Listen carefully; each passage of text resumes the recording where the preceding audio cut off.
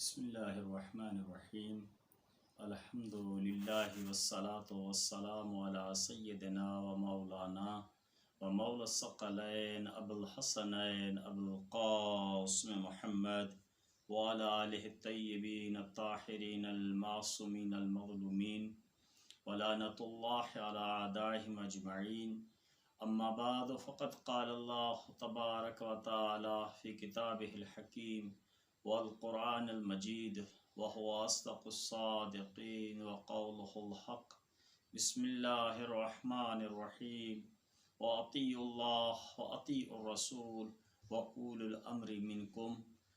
آج کا موضوع گفتگو غیبت اور اس کا علاج ہے۔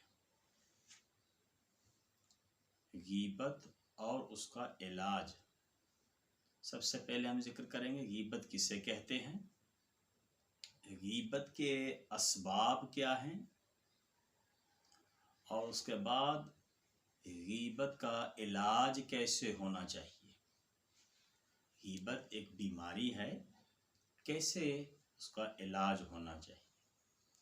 پروردگار الہی نے اس آیے مبارکہ میں فرمایا اطیعوا اللہ و اطیعوا الرسول وَأُولِي الْأَمْرِ مِنْكُمْ، اطاعت کرو اپنے رب کی اور اس کے رسول کی اور اولی الامر کی۔ جب انسان اطاعت کرتا ہے تو پھر اطاعت میں تمام اعضاء کے ساتھ اطاعت ہوتی ہے، تو اطاعت میں سماعت ہے، بصارت ہے، تمام کے تمام انسان کے حواس اس اطاعت میں ہوتے ہیں۔ یہ نہیں کہ انسان غیبت میں مصروف ہو اور کہے کہ میں اطاعت پروردگار الہی کر رہا ہوں۔ اطاعت کا مقصد یہ نہیں کہ پروردگار الہی کے ذکر میں مصروف رہے اور اس کے ساتھ اپنے مومن بھائی کی غیبت بھی کرتا رہے۔ سب سے پہلے کہ ہم یہ سمجھیں کہ غیبت کسے کہتے ہیں۔ غیبت کسی بھی مومن کی طرف اس کی غیر موجودگی میں مذمت کی نیت سے اس کی طرف نسبت دینے کو غیبت کہتے ہیں۔ اگر کوئی کسی کی غیر موجودگی میں اس مومن بھائی کی مذمت کر رہا ہے، یعنی وہ اس اپنے مومن بھائی کی غیبت میں مصروف ہے۔ سرکار رسالت مآب صلی اللہ علیہ وآلہ وسلم سے کسی نے سوال کیا، سرکار غیبت کسے کہتے ہیں؟ کیا اگر وہ چیز جو ہم دیکھیں اس شخص میں موجود ہے، اس کے باوجود بھی ہم کیا اس چیز کو بیان نہیں کر سکتے؟ سرکار رسالت مآب نے فرمایا کہ غیبت اسے ہی کہتے ہیں جو چیز آپ نے اس مومن بھائی میں دیکھی ہے اور اس چیز کو مذمت کی بیان پہ بیان کر رہے ہیں، اسے ہی تو غیبت کہتے ہیں۔ اگر وہ چیز اس مومن بھائی میں نہ پائی جائے اور پھر اس کو بیان کیا جائے کہ یہ چیز اس میں پائی جاتی ہے تو اسے تہمت کہتے ہیں۔ یہ تو غیبت سے بھی بدترین ہے تہمت، جو وہ چیز جو اس میں نہیں پائی جاتی اور اس چیز کو بیان کیا جائے کہ ایسی بد چیز اس میں پائی جاتی۔ جب کسی کی غیبت کی جاتی ہے تو یہ اس غیبت میں انسان بد اخلاقی میں مصروف ہو جاتا ہے، اپنے اعضاء و جواہر کو پروردگار الہی کی یاد سے ہٹا دیتا ہے، یعنی اس کے اندر وہ پروردگار الہی کی یاد نہیں رہتی۔ اگر کسی میں اپنے رب کی یاد باقی رہے تو وہ ممکن ہی نہیں کہ اپنے مومن بھائی کی غیبت کرے۔ اطاعت پروردگار الہی میں رہنے والا کبھی بھی غیبت نہیں کرتا، اس لیے کہ فقہا کی نظر میں غیبت کے شرائط ہیں۔ غیبت ایک وہ راز ہے جس کو ظاہر کیا جاتا ہے، اور غیبت جو کر رہا ہے وہ جھوٹ پہ مبنی نہ ہو، غیبت بے فائدہ نہ ہو، اور جس کی غیبت کر رہے ہیں وہ مجہول نہ ہو، یعنی ایسا نہ ہو جس کو کوئی نہیں پہچانتا ہو۔ غیبت ایسے شخص کی شرائط یہ ہے، غیبت اسے کہتے ہیں کہ جب اس کی غیبت کی جائے تو اس محفل میں لوگ اسے پہچانتے۔ اگر کسی کی غیبت کی جائے اور لوگ اسے نہیں پہچانتے تو غیبت نہیں کہی جاتی۔ اور اس کے بعد غیبت فقط اپنے دینی بھائی مومن کی غیبت ہوتی ہے، کفار کی غیبت نہیں ہے، منافق کی غیبت نہیں ہے۔ اور اسی طریقے سے وہ ایسا شخص جو کھلے عام گناہ کرتا ہے اس کی بھی غیبت نہیں ہوتی۔ اگر کسی کی بات کی جائے کہ فلاں شرابی ہے اور فلاں زانی ہے، شرابی ہے، اگر کھلا زانی ہے، کھلا شرابی ہے، شراب پینے والا ہے، تو یہ اس کی غیبت نہیں ہے۔ یہ عبرت کے لیے بات کی جاتی ہے کہ جیسے وہ مبتلا شراب ہے، مبتلا زنا ہے اور فخر کرتا ہے، ایسے فخر نہیں کرنا چاہیے انسان کو۔ کتنے افراد ایسے پائے جاتے ہیں، خدا نہ کرے کہ کوئی ایسے انسان ہوں، لیکن وہ افراد جو اپنے اندر میں گناہ کو فخر سمجھتے ہیں، شراب پی کے بھی فخر سمجھتے ہیں، زنا کر کے بھی فخر سمجھتے ہیں، تو پھر وہ کھلے عام زنا کرتے ہیں، کھلے عام شراب پیتے ہیں، اور کھلے عام گناہ کرتے ہیں، تمام گناہوں میں مبتلا سر عام ہوتے ہیں۔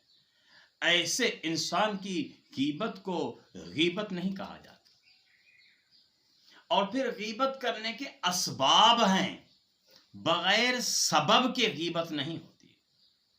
غیبت کے اسباب ہیں، کچھ ایسے سبب ہیں جس کی وجہ سے غیبت ہوتی ہے، جس طریقے سے کسی کو غصہ آ جائے۔ غیبت ایک روحانی مرض ہے، اگر کسی کو کسی پہ غصہ آ جاتا ہے تو غصے کی صورت میں بھی اسی کی غیبت کرنا شروع کر دیتا ہے، اپنے غصے کو ٹھنڈا کرنے کے لیے اس کی غیبت کرتا ہے۔ اور انسان بغیر تصدیق کے بھی بات کرنے میں کسی کی غیبت کرتا ہے، اور انسان اکثر جو ہے بدگمانی کی بنا پہ کسی کی غیبت کرتا ہے، اور اکثر انسان حسد کی بنا پہ کسی سے حسد کی بنا پہ بھی اس کی غیبت کرتا ہے، اسی بنا پہ کسی پہ مذاق کرتے ہوئے بھی غیبت کرتا ہے۔ کوئی انسان کسی سے بیزاری کا اظہار کرنے کی بنا پہ بھی غیبت کرتا ہے۔ تو غیبت کے اسباب ہیں، کسی نہ کسی سبب سے غیبت ہوتی ہے۔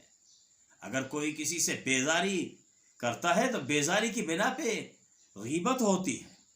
غیبت کی سزا بہت بڑی سزا ہے، اتنی بڑی سزا ہے کہ معصوم علیہ السلام نے فرمایا ہے کہ اگر غیبت کرنے والا جس نے غیبت کی، سمجھے کہ اس نے اپنے مومن بھائی کا گوشت کھایا، اور جس نے گوشت کھایا تو اس کا مطلب کہ قیامت کے دن بھی اسے اس شخص کے پاس بلایا جائے گا۔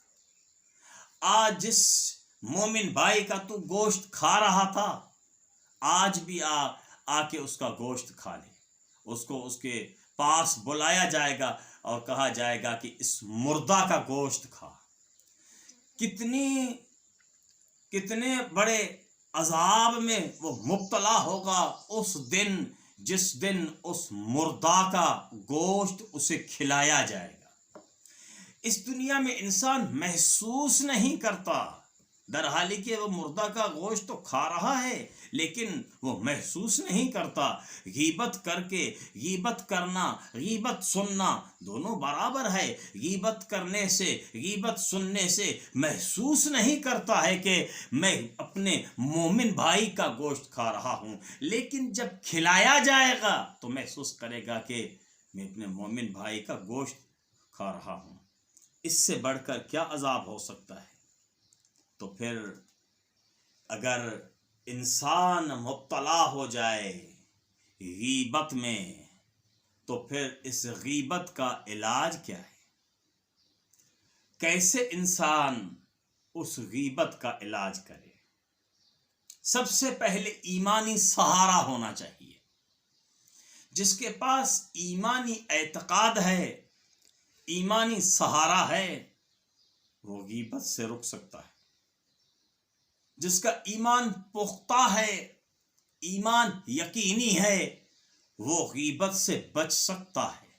جس کا ایمان پختہ نہیں ہے، ایمان کا سہارا جس کے پاس نہیں ہے، وہ غیبت میں زیادہ مبتلا ہوتا ہے۔ یعنی سب سے پہلے یقینی بات، اور انسان کے پاس اعتقادی پکا سہارا ہونا چاہیے۔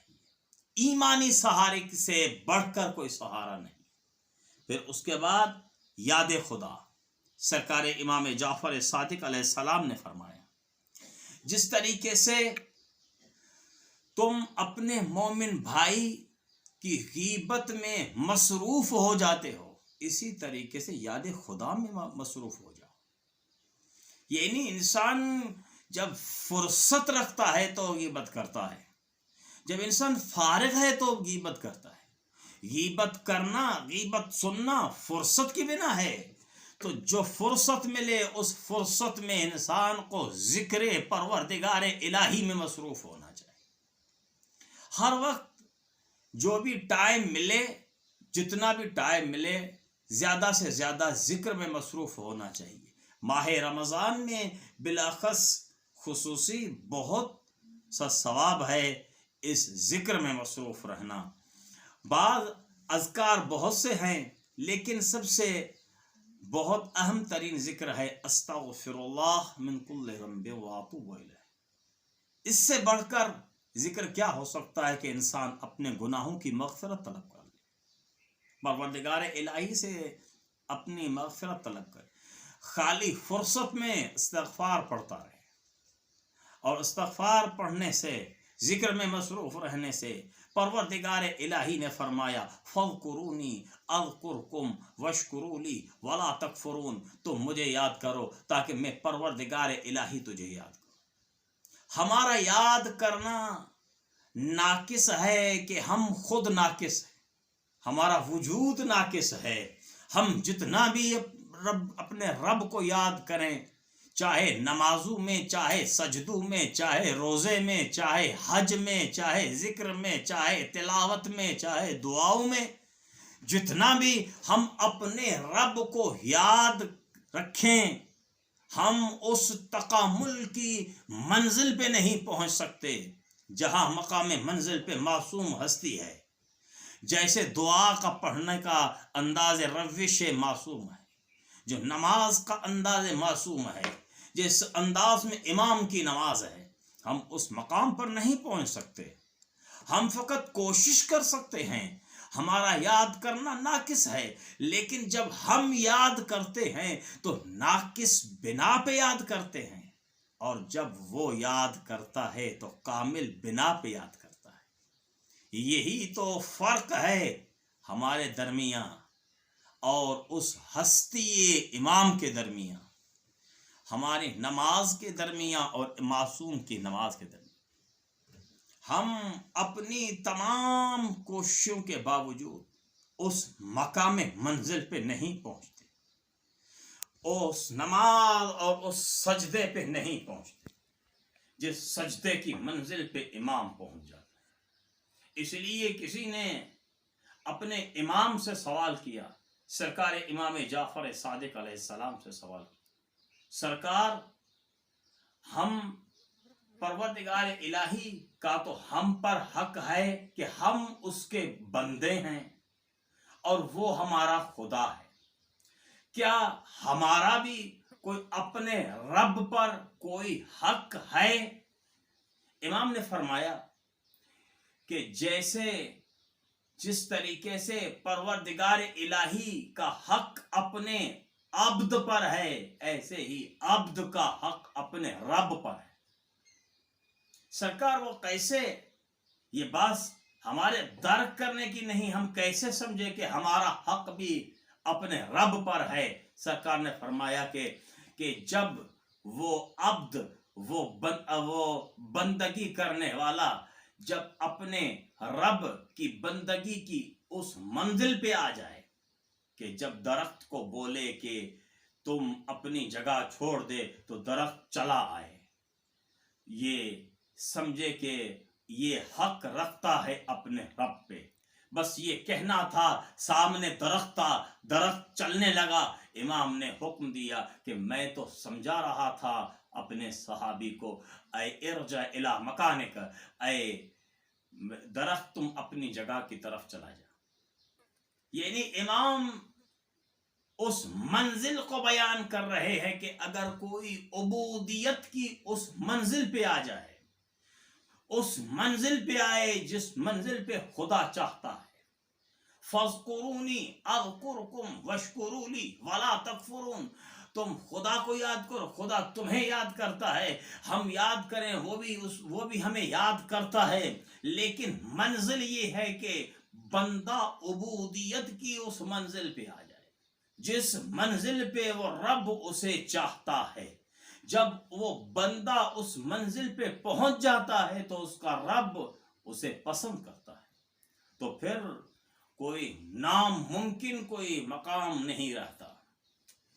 یہی تو منزل ہے کہ انسان کو ایک اعتقادی سہارا ہونا چاہیے، اور انسان کے لیے خدا کی یاد ہونی چاہیے، اور اپنی گناہوں سے بچنا چاہیے اور محاسبہ کرنا چاہیے۔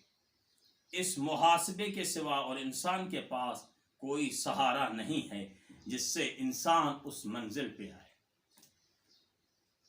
جب انسان یاد خدا پہ ہے تو یقینی محاسبہ تو وہ کرتا ہی رہتا ہے۔ محاسبے کے بغیر تو زندگی کا سہارا نہیں ہے، وہ اس سہارے سے اپنے رب کی طرف چلتا ہے۔ تو پھر انسان جو محاسبہ کرتا ہے اس کو منزل مل جاتی ہے۔ بارگاہ الہی سے دعا ہے، پروردگارا ہمیں اپنی یاد میں رہنے کی توفیق عطا فرما۔ والسلام علیکم ورحمۃ اللہ وبرکاتہ۔